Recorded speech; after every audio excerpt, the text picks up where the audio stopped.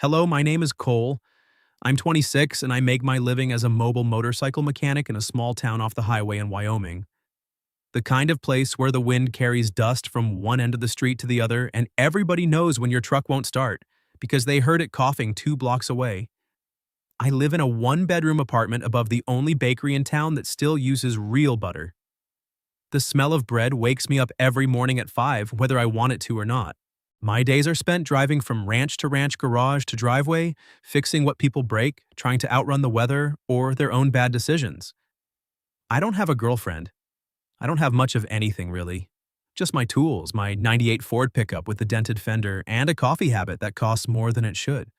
Life was simple, predictable. I liked it that way. I never thought anything would change that. It was one of those late afternoons when the sun hangs low and orange turning everything the color of rust. I was parked outside an old brick building that used to be a feed store, now converted into a tailor shop called Haven Threads. The sign was faded paint peeling, but the window display still had a couple of neatly pressed dresses that looked like they belonged in another decade. A guy from the diner had called me about his Suzuki GSX-R that wouldn't start, said it just died on him halfway home from a ride. I found the problem: quick loose connection in the wiring harness under the seat, but the light was going fast and I was taking my time making sure everything was solid before I buttoned it back up. I was on my knees, wrench in hand, when the shop door opened. She stepped out like she'd been waiting for the exact moment the sun hit the sidewalk just right. Dark hair pulled up in a loose bun, a few strands escaping around her face.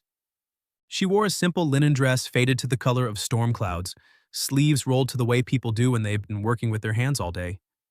She was probably in her early 40s, maybe a little more, but she carried herself like someone who didn't waste time worrying about numbers. She stood there for a second, watching me fight with a stubborn bolt, then spoke, voice low and a little rough around the edges. "You don't have to take the whole frame off. Just reach under the seat. There's a ground wire that likes to come loose on these older models." I looked up, squinting against the light. She wasn't smiling, not exactly, but there was something in her eyes that felt like she already knew the answer to a question I hadn't asked yet. "You know bikes?" I asked, wiping my hands on a rag that had seen better days. She shrugged, the movement small, graceful. "I learned to take apart sewing machines when I was 17. Same principle. Machines don't like to be ignored." I laughed before I could stop myself. Not because it was funny, but because it was true. And nobody had ever said it like that to me before. She tilted her head, studying me the way people study maps when they're trying to decide which road to take. "I'm Mira," she said, "and if you get that thing running before the coffee in my pot goes cold, you're welcome to a cup. Black, no sugar. I don't do fancy."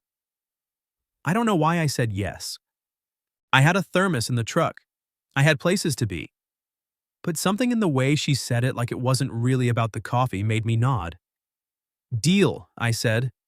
I went back to the bike, but my hands moved different now. Faster, more careful. Like someone was watching who actually cared whether I did it right. 10 minutes later, the Suzuki roared to life, smooth and mean, the way it was supposed to. I killed the engine, wiped my hands again, and looked up. Mira was still there, leaning against the doorframe, arms crossed, loose sunlight catching in her hair. She didn't say anything, just turned and walked back inside, leaving the door open behind her. I stood there for a second, heart kicking against my ribs, like it had forgotten how to idle. Then I followed. The shop smelled like old fabric and cedar and something warm I couldn't name. Bolts of cloth lined the walls, some of them older than I was. A single sewing machine sat on a heavy wooden table needle, down like it was resting. There was a coffee pot on a hot plate in the corner, steam curling up lazy. Mira poured 2 cups without asking how I took mine. She handed me one, fingers brushing mine for half a second. Her hands were calloused strong, the kind of hands that had fixed things long before I ever picked up a wrench. We didn't talk much at first. Just stood there drinking coffee that tasted like it had been waiting for this exact moment. Outside, the light shifted from orange to purple. Inside, something else shifted too. I didn't know it then, but that was the day the engine in my chest finally started running on the first try. And it hasn't stopped since. The bell above the door gave a small, tired jingle as I stepped inside Haven Threads. The light was softer in there, filtered through old lace curtains that turned everything the color of weak tea. The air carried dust and starch and something sweet like vanilla that had been left too long in a drawer. Mira didn't look up right away. She was bent over her sewing machine foot, working the pedal in slow, even beats.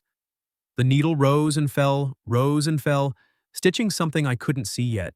She finished the seam, snipped the thread with a pair of scissors that looked older than me, then turned.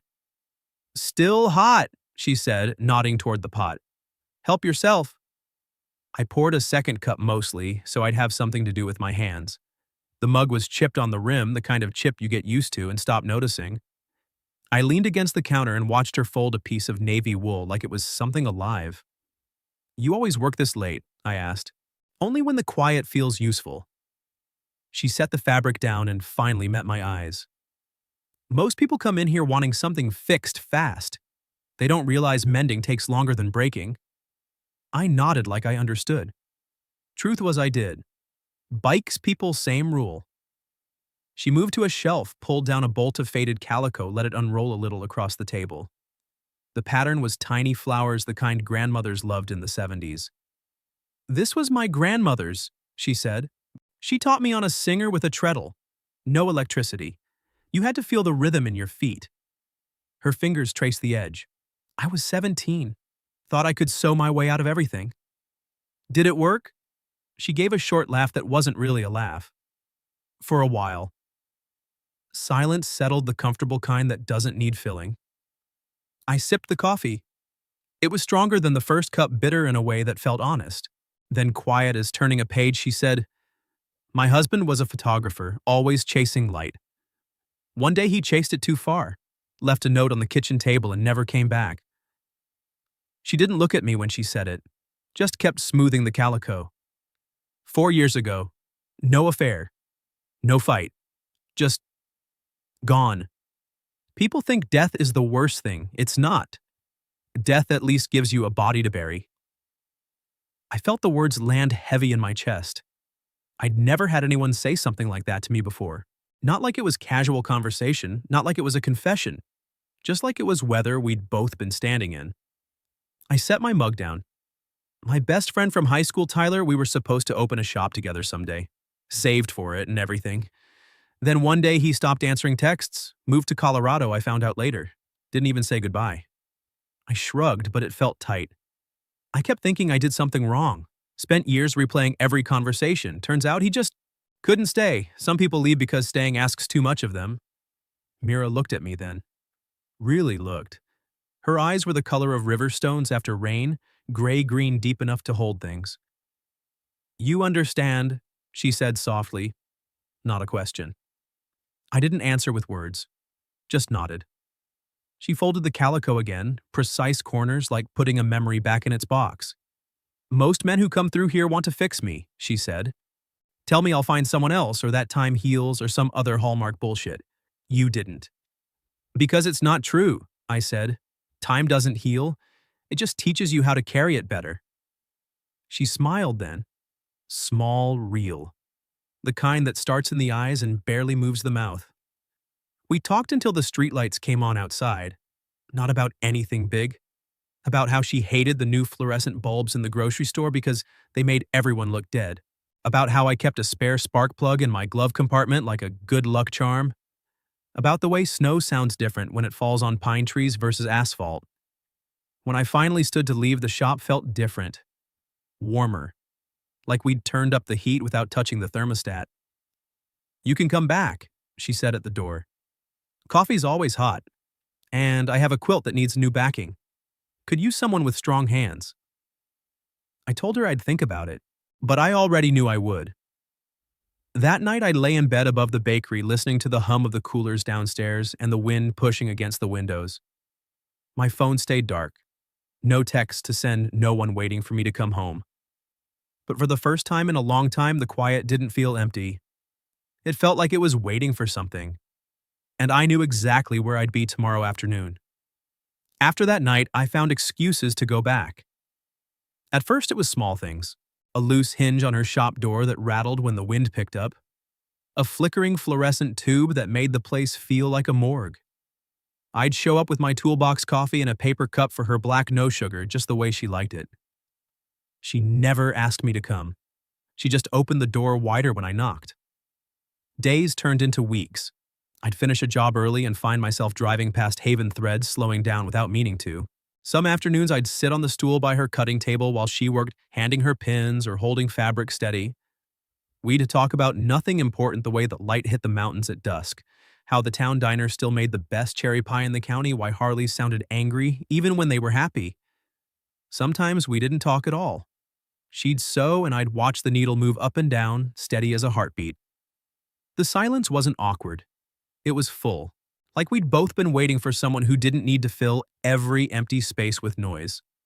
I learned the small things about her: how she took her coffee in the same chipped mug every time, how she hummed old Johnny Cash songs when she thought no one was listening, how her hands, rough from years of pins and scissors, could still smooth a wrinkle out of silk like it was nothing.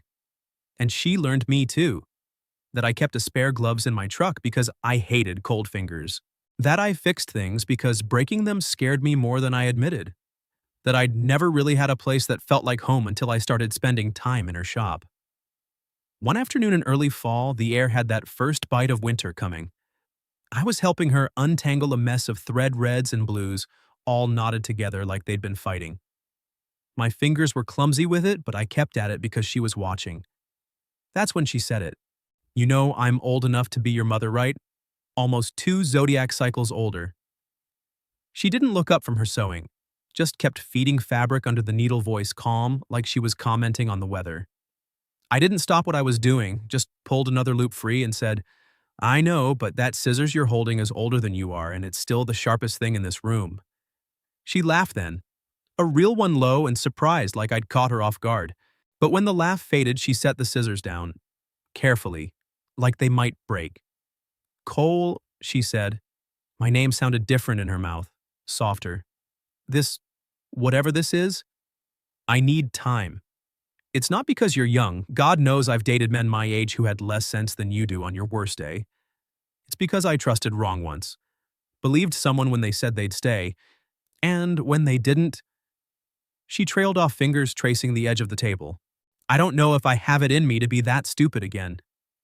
I felt it like a wrench slipping on a bolt, sharp, unexpected. But I didn't flinch. "I'm not asking you to be stupid," I said. "I'm just asking you to let me stick around long enough to prove I'm not him." She looked at me for a long time. Long enough that I could see the years in her eyes, all the things she'd carried alone. Then she picked up her coat from the hook by the door. "I need to think," she said. "Really think. Not just about you, about me. About whether I still believe in second chances when the first one costs so much." I nodded. Didn't push. Didn't beg. Just watched her walk to the back room and close the door softly behind her. That night I drove home with the windows down, cold air slapping me awake. I kept replaying her words. Not the age thing, I could have laughed that off, but the other part, the part about trust. That hit different. Because she was right. I'd been left too. Not the same way, but close enough to recognize the shape of it. And here I was, 26, and thinking I could fix something that had been broken long before I showed up with my toolbox and my coffee. But the thing is, I didn't want to fix her. I just wanted to be there while she fixed herself, if she'd let me. So I kept showing up, not every day, not desperate, just enough that she knew the offer stood. I'd bring coffee on Tuesdays, fix whatever was broken on Thursdays, sit in the quiet on Sundays when the town shut down, and the only sound was her sewing machine and the wind against the windows. I wasn't trying to wear her down. I was trying to show her that some things don't leave just because they're scared. That some people stay, even when it's hard. Even when it doesn't make sense. Especially then. And maybe, just maybe, that would be enough. Things stayed like that for a couple of months, quiet, steady building. In the spaces between words, I didn't push. I just kept showing up. Some days she'd be waiting with the door unlocked. Other days I'd find a note on the window. "Coffee's on, come in when you're ready." I'd fix what needed fixing or just sit while she worked the hum of her machine, filling the room like a lullaby. We started closing the shop together. I'd sweep the threads off the floor while she counted the till. We'd walk out into the cold Wyoming night breath fogging in the air and stand there for a minute like neither of us wanted to be the first to say goodbye. One night after I'd fixed the old radio that only played static, she kissed me. Not planned, not dramatic. Just leaned over the counter, cupped my face with hands that smelled like lavender and thread, and pressed her lips to mine. Soft. Testing. When she pulled back, her eyes were wide like she'd surprised herself more than me. I didn't say anything stupid. Just kissed her again, slower this time, until the world outside the shop disappeared. After that, the lines blurred in the best way. I'd stay later. She'd lock the door, and we'd sit on the old couch in the back room sharing a blanket because the heat was temperamental. We'd talk until the words ran out, then just listen to each other breathe. I started leaving things there, a jacket on the hook, a spare wrench in the drawer. She never mentioned it, just smiled when she saw them like they belonged. Then, one Thursday evening, everything stopped. I'd texted her after a long job out on the ranch, something simple. Heading over, brought chili from the diner. No reply. I figured she was busy with a customer, showed up anyway. The shop was dark, door locked, no note. I waited on the step for an hour, engine running in the truck to stay warm. Nothing. Called. Went to voicemail. Told myself she was tired, or out with friends she never mentioned, or any of 100 normal reasons. Friday, same thing. Texted good morning, nothing. Drove by at lunch, curtains drawn, called again. Straight to voicemail.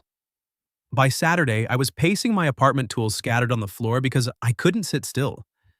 Memories of Tyler flooded back, that slow fade into silence, the way I checked my phone every 5 minutes for weeks. I told myself this was different. Mira wasn't Tyler. She wouldn't just vanish, but the fear was the same. Sunday morning, I couldn't take it. Drove over before the sun was fully up, frost still on the windows. The shop light was on. Door unlocked. I pushed it open, heart hammering. Mira was at the table, back to me, sewing like nothing had happened. But her movements were slow, careful. When she turned, her face was pale eyes, shadowed left hand wrapped in gauze. "What the hell, Mira?" She didn't flinch. Just set the needle down. "I fell," she said. "In the kitchen. Slipped on water I didn't know was there. Cut my hand pretty bad. Didn't want to bother anyone." I crossed the room in 3 steps, took her hand, gently saw the blood seeping through the bandage. 3 days. My voice came out rougher than I meant. "You disappear for 3 days because you didn't want to bother anyone." She looked away. "I'm used to handling things alone, Cole. Always have been. Didn't want you to see me weak." I felt something break open in my chest. Not anger, just this deep, aching thing I didn't have a name for. I knelt in front of her, took both her hands, bandaged one and all. "Mira, listen to me. You don't have to be strong every damn second. Not with me. I'm not here to watch you be perfect. I'm here for the falls, too, the ugly parts, the days when you can't get out of bed. I'm here to catch you when you can't catch yourself." Her eyes filled. She tried to blink it away, but one tear escaped, slid down her cheek. "I don't know how to do this," she whispered. "Let someone in. Not after last time." "Then let me show you," I said. "I'm not going anywhere. Not unless you tell me to." She cried then. Really cried. Shoulders shaking, face buried in my shoulder the way people do when they've held it in too long. I held her until the storm passed, until her breathing evened out. That night I stayed. Made soup from whatever was in her fridge, canned tomatoes, onions, whatever spices I could find. She sat at the table watching me, wrapped in a blanket, looking small in a way that made me want to fight the world for her. We didn't talk about the future, didn't make promises. But when I tucked her into bed, she caught my hand. "Stay," she said. I did. Curled up behind her arm, around her waist, feeling her heartbeat slow against my chest. In the dark, she whispered, "Thank you for coming back." I kissed the back of her neck. "Thank you for letting me." After that, the walls came down, not all at once, but piece by piece. She'd call when something broke, text when she had a bad day. Let me see the parts she used to hide, and I let her see mine. We were careful with each other, gentle in a way that felt brand new, because we both knew what it was like to be left holding the pieces, and neither of us was willing to let the other do it alone anymore. 6 months slipped by, like thread through a needle, quiet, steady, unstoppable. The shop now had a new corner on Saturdays, free fixes. a hand-painted sign in Mira's neat script hung by the door. I'd set up a small workbench there with my tools spread out, ready for whatever the town dragged in kids' bikes with bent wheels, old lamps with frayed cords fans that had given up on summer. Word spread slow at first, then all at once. Folks who'd never set foot in a tailor shop suddenly needed something mended. I'd be elbow deep in a chainsaw carburetor while Mira fitted a hem across the room, the air filled with the smell of oil and fresh coffee. We didn't hide, not exactly, but we didn't announce anything either. No labels, no big declarations. Just us showing up for each other in the ways that mattered. People talked, of course. This is Wyoming's small town big ears. I'd catch the looks when we'd walk out together at closing time, her hand brushing mine, or when I'd carry bolts of fabric in from her truck. The older ladies at the diner would smile behind their coffee cups. The guys at the parts store would rib me about spending all my free time at the sewing place. I didn't care, neither did she. One Saturday in late spring, the shop was busier than usual. A farmer brought in a pressure cooker that wouldn't seal.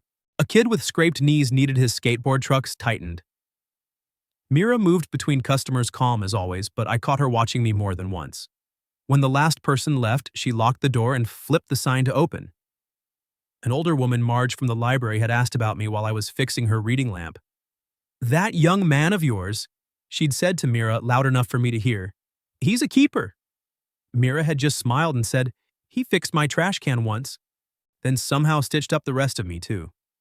The parts I thought were ruined. I'd pretended not to hear, but the words stayed with me all day. Later, when the sun was dropping low and gold again, I pulled a scrap of rough canvas from my truck. I'd cut it from an old motorcycle seat cover worn soft from years of use. I handed it to her across the cutting table. "Make me something," I asked. She raised an eyebrow. "What am I supposed to do with this?" "Whatever you want. Pocket square. Bandana. Doesn't matter." She studied it, fingers running over the texture, then nodded and got to work. I watched her thread the needle, the way her hands moved, sure and gentle, no wasted motion. When she finished, she held it up a simple handkerchief edges, clean my initials stitched small in one corner with black thread. "Here," she said, pressing it into my hand, "for the days when you get grease on your face and pretend it's not there." I folded it carefully, put it in my pocket. Then I looked at her. Really looked. The lines around her eyes from laughing. The way her hair had started coming loose from its bun hours ago. The quiet strength that wasn't empty anymore. "I'm not good at big speeches," I said, "but I need you to know something.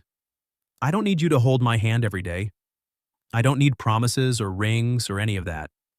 I just need you to remember if you ever feel like you're coming apart at the seams again.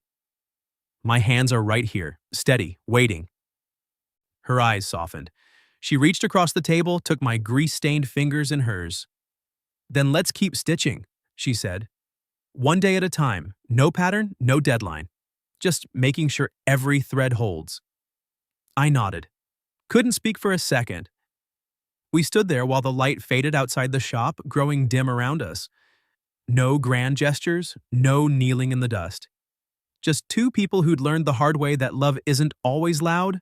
Sometimes it's just someone who stays to help you pick up the pieces. And that's enough. That's everything.